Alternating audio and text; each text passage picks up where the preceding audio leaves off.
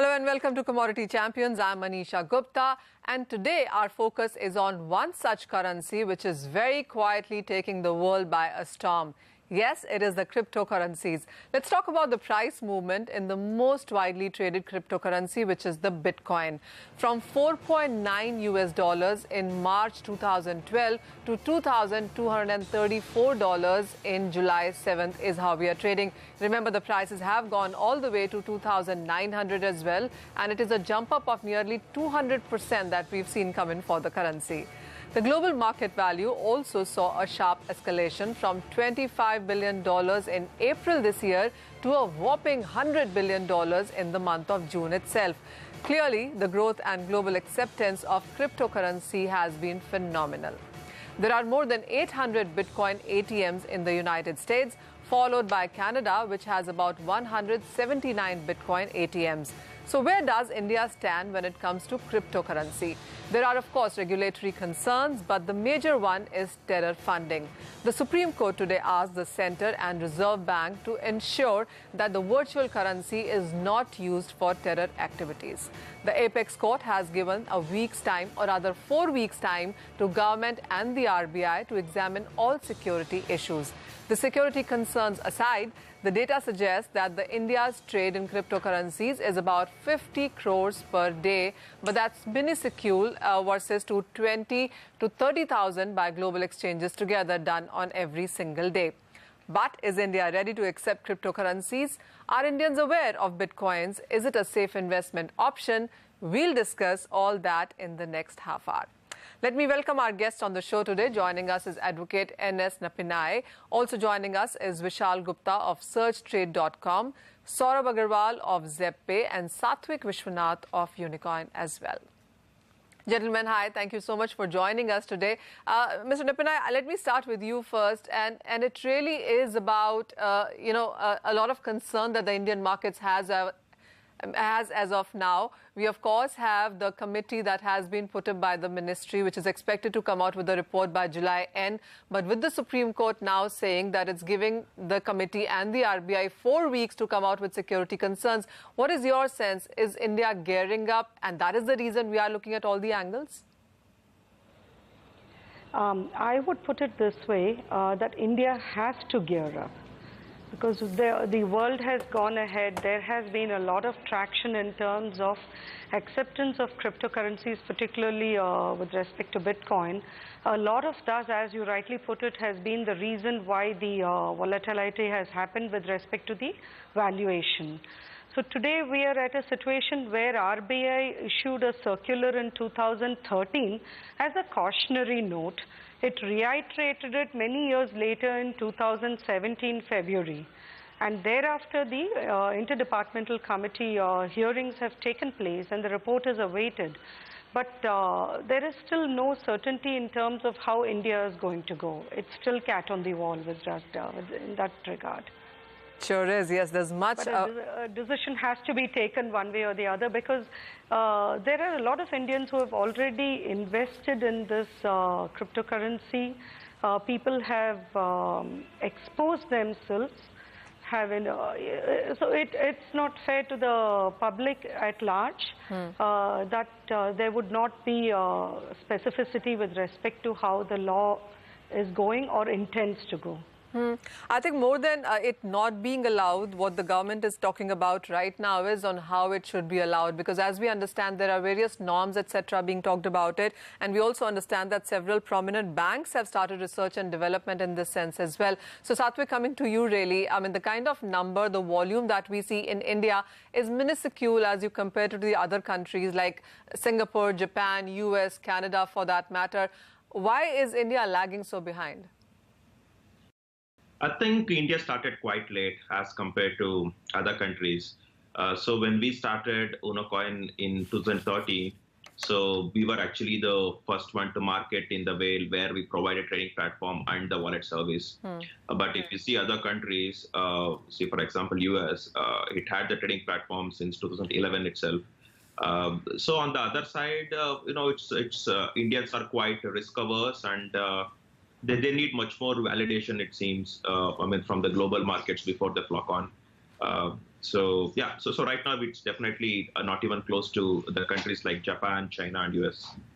You know, the whole concern, while of course on one side it is about the anonymity of using cryptocurrencies, but on the other side it's a boon and it's a bane as well. How should an investor be looking at it, Satvik? Because on one side it is being, related to or looked at in sense of gold as well. But while gold has a total acceptability world around, would you say cryptocurrencies are really far away from that? Yeah, so cryptocurrencies, especially Bitcoin, derive a lot of properties of the physical gold. So again, when it comes to an investment, so people should understand that it is quite risky in nature. I mean, in 2013, we have seen the price dropping by 80% overnight. But compared to that, in recent years, we have seen the volatility to be much more stable. But on the other side, we have also seen the cost of Bitcoin increase year by year. So, but again, this cannot be the indication for how it could be in the future. But right now, I mean, we keep hearing from U.S. Investment bankers and advisors that they can go for up to 1% of their personal wealth in Bitcoin. So, but anyway, as a part of UnoCoin, we do not give any kind of investment advisors. But it is volatile in nature, and people should understand it is risky investment. Well, absolutely. As you pointed out, the volatility has been really high. Ms. Nipana, just coming to you on to that one, you know, you always talk about on how the prices of a Bitcoin or an Ethereum for that matter have seen $400. Ethereum for that matter saw $400 per unit in the month of June itself, and we are trading around $200 right now. We started this year with $8 for that matter. When we talk about commodities and other currencies, there is always this talk about a fair value, a relevant value. Would you say that when it comes to cryptocurrencies, volatility perhaps is something that we'll have to live with?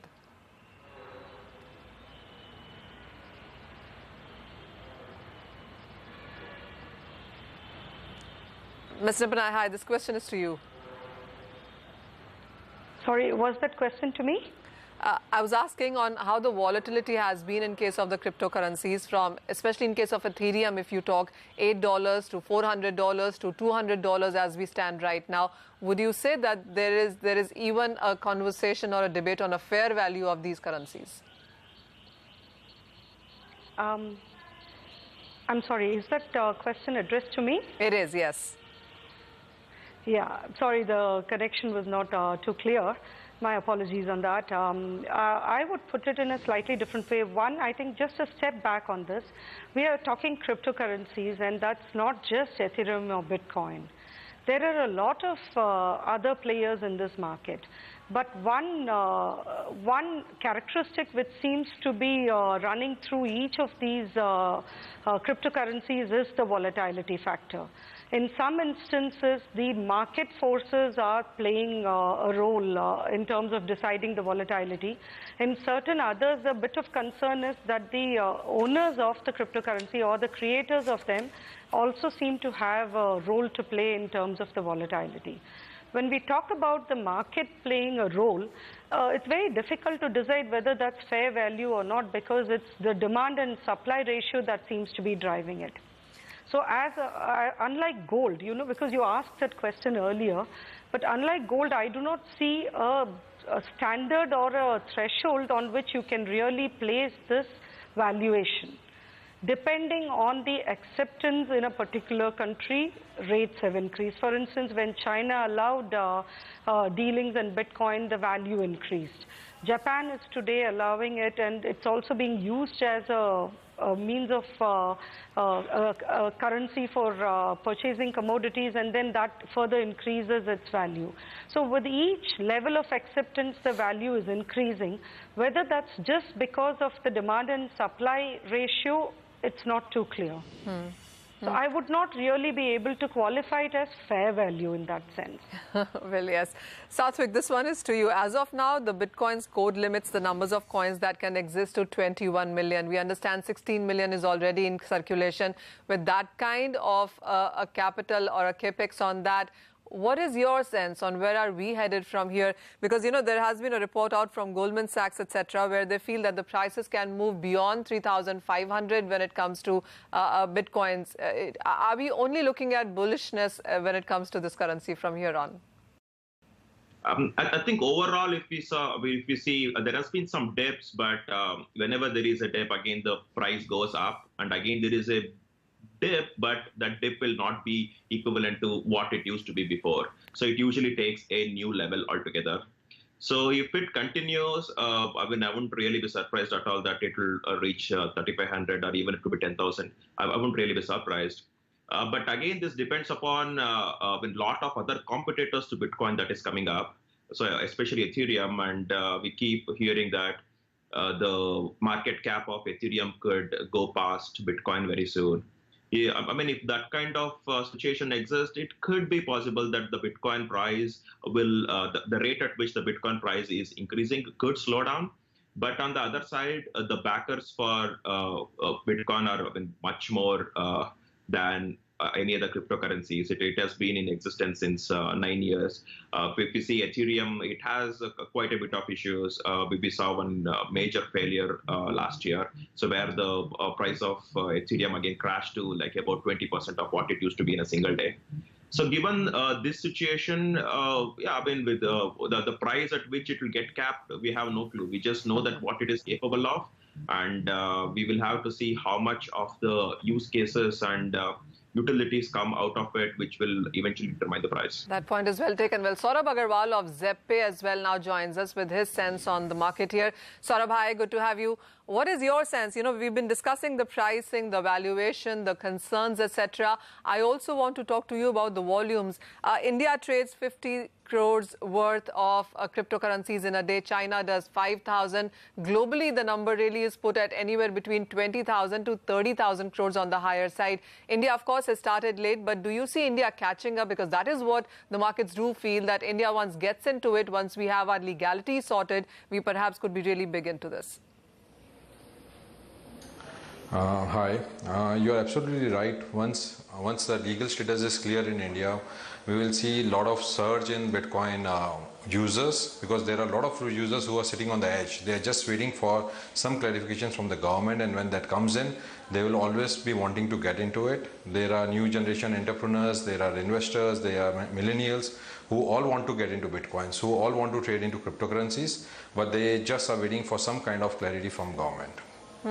Saurabh, coming on the startups as well, there are a lot of new companies which have cropped up in last 1 year. We understand that the number latest put was at something like 32 in the last 1 year in sense of, cryptocurrency companies there. With that many companies coming in, which of course is quite small as you compare them to the global markets, what is your sense? Even as we are looking at more and more people talking about blockchain technology, the funding is yet another question mark. So, I mean, of course, a lot of new startups will keep coming up in the blockchain and the Bitcoin space. Along with blockchain, they will come up with altcoins, coming out with their own ICOs. We will see new applications, which will be maybe a public-private partnerships, like government tying up with some startups, or maybe with some serious entrepreneurs, like even Infosys tying up with government and trying to come out with new products on blockchain. Of course, investors are cautious, but that doesn't mean that investors always take risks. So if you talk of VCs, they are interested to invest into Bitcoin companies who have seen some track record, who have grown. And with the new generation of startups coming in, we will see more and more investments coming in the startups as well. I don't see any problem by VCs investing in this sector. They know that sometime sooner or later, Indian government will also be looking at regulations. Well, absolutely. You can't be isolated with more and more countries, especially joining it, starting right from US, Canada, Finland, Austria, you name it, and there are nearly some 50 countries which already seem to be working towards it. But gentlemen, and please stay on with us. Time now for a quick break, but don't go anywhere. We will continue our discussion on cryptocurrencies and the future on the other side.